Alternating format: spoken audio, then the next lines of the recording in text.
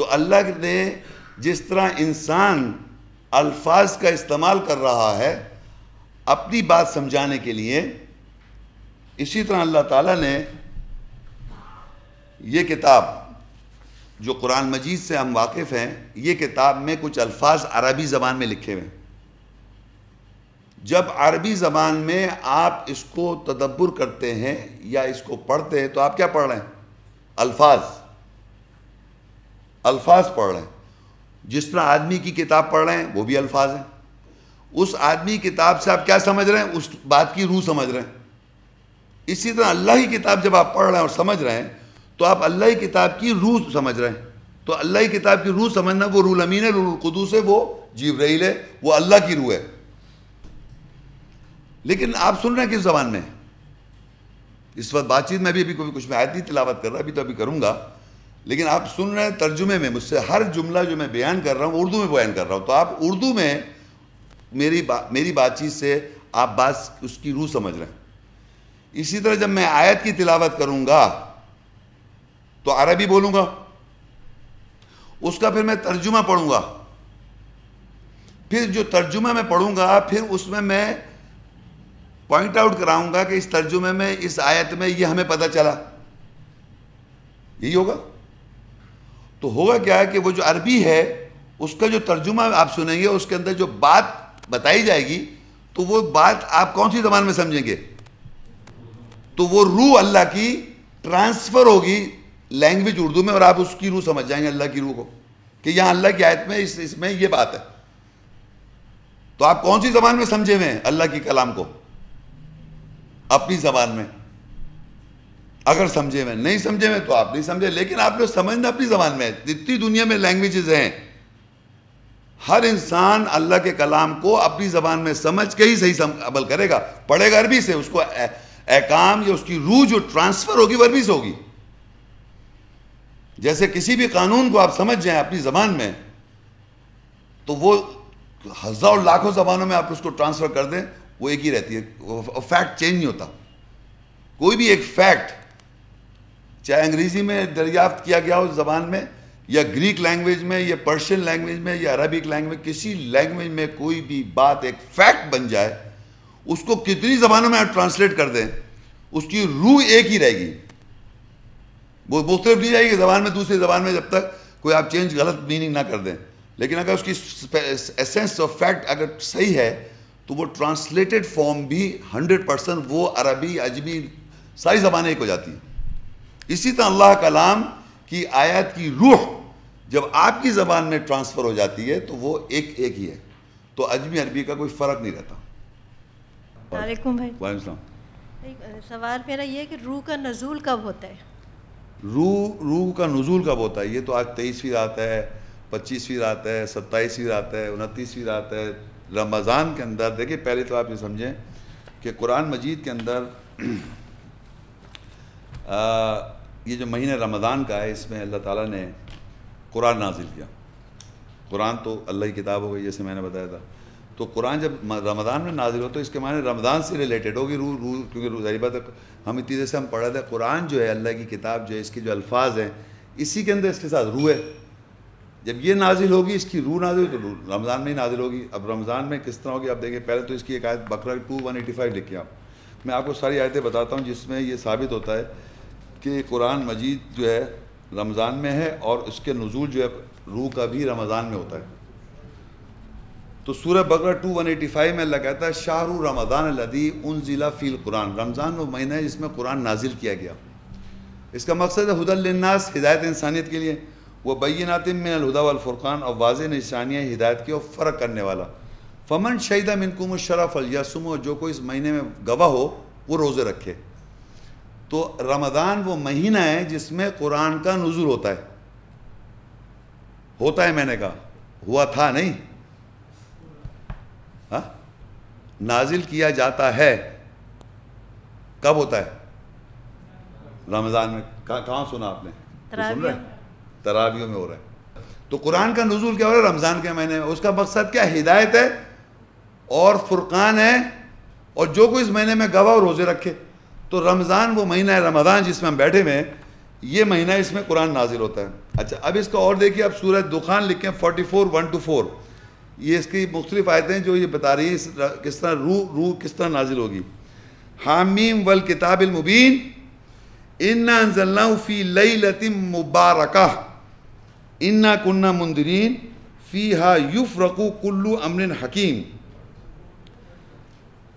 قسم ہے واضح کتاب کی کہ بے شک ہم نے اسے ایک مبارک رات میں نازل کیا، بے شک ہم ہی خبردار کرنے والے ہیں. اس میں ہر حکمت والے کا امر کا فرق کیا جاتا ہے. تو اب اللہ کہہ رہا ہے کہ بے شک ہم نے اس کو مبارک رات میں نازل کیا.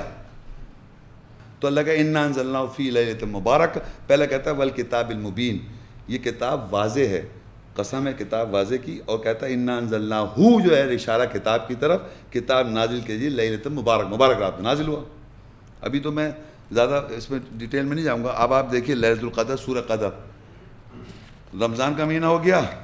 اب جناب آئے آپ سورہ القدر 97 1-4.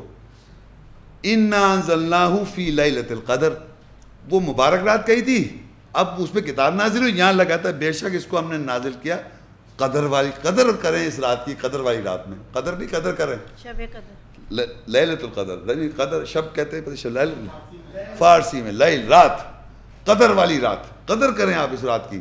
اور ادھر کہا تھا مبارک رات. تو یہ مبارک ایک ہی رات کو اللہ نے ایک جگہ مبارک کہا ہے، یعنی برکت والی رات ہے، اور ایک قدر والی رات ہے. رات ایک ہی ہے جس میں اللہ کتاب نازل کر رہا ہے. یہاں کتاب، وہاں کتاب نازل کیا، یہاں کیا ہو رہا ہے وَمَا أَدْرَاكَ مَا لَيْلَةُ الْقَدْرِ. اور تو کہ ادراک رکھے کہ لیلۃ یعنی رات، قدر والی رات کیا ہے، یعنی جس پہ قدر کرنی چاہیے وہ رات کیا ہے، تو کیا جانا. لیلۃ القدر خیر من الف شہر. اب یہ ایکسپلین کر رہا ہے کہ جو رات ہے قدر والی رات، وہ 1000 مہینوں سے بہتر ہے. ایک یعنی لیلۃ البرکت کا، برکت والی رات میں نازل ہوا، اور قدر والی یعنی قدر کریں اس رات کی. جس اردو میں قدر سمجھتے ہیں آپ، ایویلیویٹ کرنا، قدر کرنا، اس کی قدر نہیں کر رہے آپ، اہمیت نہیں دے رہے. اس قدر والی رات کو، اہمیت والی رات میں اللہ کہہ رہا ہے یہ 1000 مہینے سے بہتر ہے. 1000 مہینے کو اگر میں سال میں تبدیل کروں تو کتنے بن جائیں گے؟ 83 ایئرز سے بہتر ہے. تو اب اس 83 ایئرز میں کیا مطلب، اللہ کہہ رہا ہے یہ ایک 83 ایئرز سے بہتر ہے. اس میں ہوتا کیا ہے؟ کتاب نازل ہوتی ہے. آگے دیکھیں کیا وہ لکھا ہے، تنزل الملائکہ والروح فیہا بإذن ربی من کل امر. اس میں فرشتے اور روح نازل ہوتے ہیں اپنے رب کی اجازت کے ساتھ، ہر امر سے، من کل امر. اس رات میں کیا ہو رہا ہے؟ بتائیں اس رات میں کیا ہو رہا ہے؟ آپ بتائیں. فرشتے نازل ہو رہے ہیں، فرشتے اور روح. فرشتے الگ ہیں اور روح الامین، روح القدوس اور جبریل الگ ہے. تو فرشتے الگ ہو گئے نہیں ہو گئے؟ فرشتے بھی نازل ہو رہے ہیں اور روح الامین بھی نازل ہو رہی ہے. میں نے کہا تھا روح اور روح الامین جبریل الگ ہے، فرشتے الگ ہے. تو فرشتے دیکھے تنزل الملائکہ، ملائکہ آ گئے اور روح آ گئی. فیہا اس میں نازل ہو رہے ہیں بإذن ربی، اپنے رب کی اجازت سے ہو رہے ہیں. یہ کون سی رات ہے؟ رات والی، یعنی کون سی رات؟ رمضان کی رات. رمضان کی رات ہے یہ. بہرحال یہ اللہ کہتا ہے رمضان کا مہینہ ہوتا ہے جس میں روح نازل ہوتی ہے. اور اس میں یہ بھی بتا دیا اس کے فرشتے آتے ہیں، روح بھی نازل ہوتی ہے، اور اللہ کی اجازت کے، رب کی اجازت سے ہوتا ہے وہ. اگر وہ اجازت نہیں دے گا تو نہیں نازل ہوگی روح. من کلی، اور ہر امر کا فیصلہ کے ساتھ ہوتی ہے، یہ بھی بتا دیا. اب آگے دیکھیں آپ، سلام ہی حتی مطلع الفجر.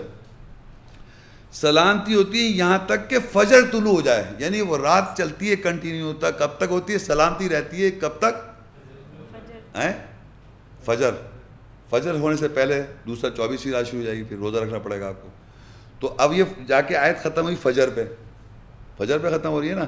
اور یہ بھی کہہ رہا ہے سلام یعنی سلامتی ہو ہیا حتی، مطلب یہ وہ رات جو ہے یہاں تک مطلوع ہو جائے. فجر یعنی فجر ہونے سے پہلے تک رات رہتی ہے، کیونکہ رات جو ہے وہ فجر کی نماز سے پہلے تک رات ہے. روزے جو ہم رکھتے ہیں اس سے پہلے، یعنی طلوع فجر سے پہلے.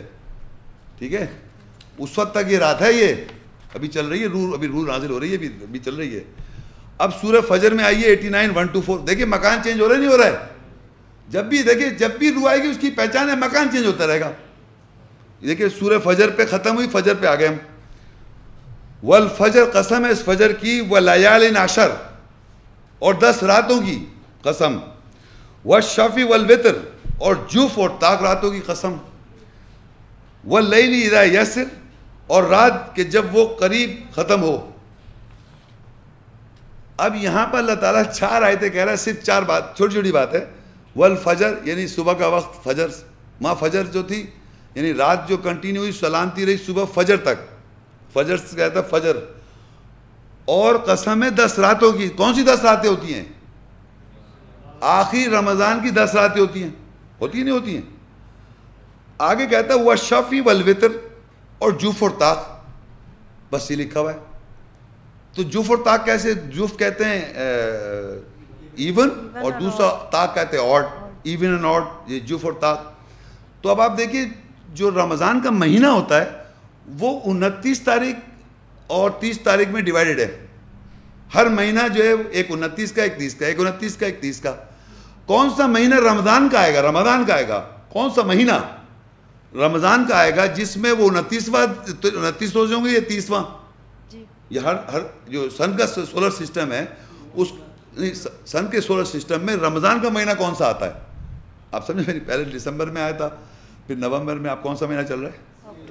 سپٹمبر میں. پہلے یاد ہے, پہلے پیچھے یوں ایسے پیچھے جاتا جا رہا تھا, یا سولر سسٹم میں کسی مہینے میں آتا جا رہا ہے. پہلے جو بھی یہ مہینہ ہوتا ہے یہ اپنا مہینہ 29 کا یا 30 کا ہوگا, ہے نا. تو اسی بیس پر یہ کون سی رات ہو سکتی ہے, کبھی 23 ہو سکتی ہے یا 20 وہ بھی ہو سکتی ہے, 22ویں.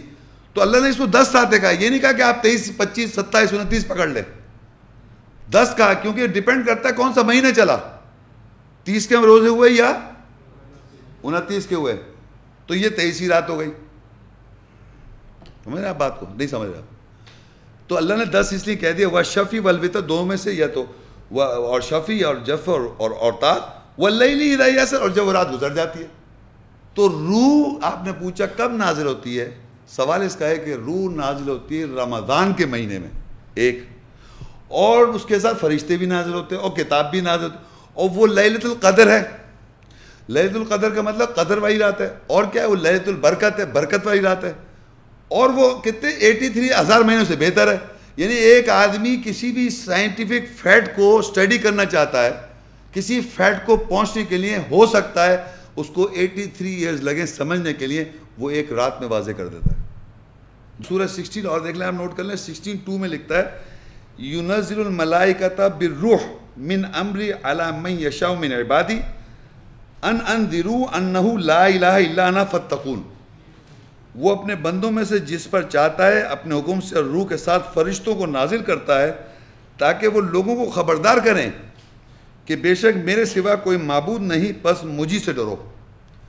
یعنی یہاں لکھا ہے يُنَزِّلُ الْمَلَائِكَةَ, پھر دیکھیں فرشتے آ گئے, وہ نازل کرتا ہے فرشتہ بالروح, روح کے ساتھ, من امرہ, اپنے امر سے, علی من یشاء من عبادی, اوپر اپنے بندوں میں سے چاہتا ہے. اب یہ ایک مئی تھوڑی ہو, پتہ نہیں کتنے لوگ ہوں گے دنیا میں جو اس دن رات پہ نازل ہو رہا ہوگا, کسی بھی نازل ہو رہا ہے. اور پھر ان سے کہتا ہے کہ تاکہ وہ خبردار کریں کہ اللہ کے علاوہ سوائے اللہ کے علاوہ کوئی اور ہے نہیں معبود, اور تم مجھی سے تقوی اختیار کرو. 16 سورت ہے, اس کی دوسری آیت ہے یہ. تو یہ آپ لکھ لیں, یہ کنٹینیوس آن گوئنگ ہر رمضان کے اندر قرآن نازل ہو رہا ہے. تراویح بھی پڑھیں اور خود بھی تدبر کریں رمضان میں. ہماری ویڈیو کو ضرور لائک کیجیے اور محمد شیخ کے چینل کو سبسکرائب کیجیے. گھنٹی کے آئیکن کو کلک کیجیے تاکہ آپ کو ہماری آنے والی ویڈیوز کی بروقت نوٹیفیکیشنز ملتی رہیں.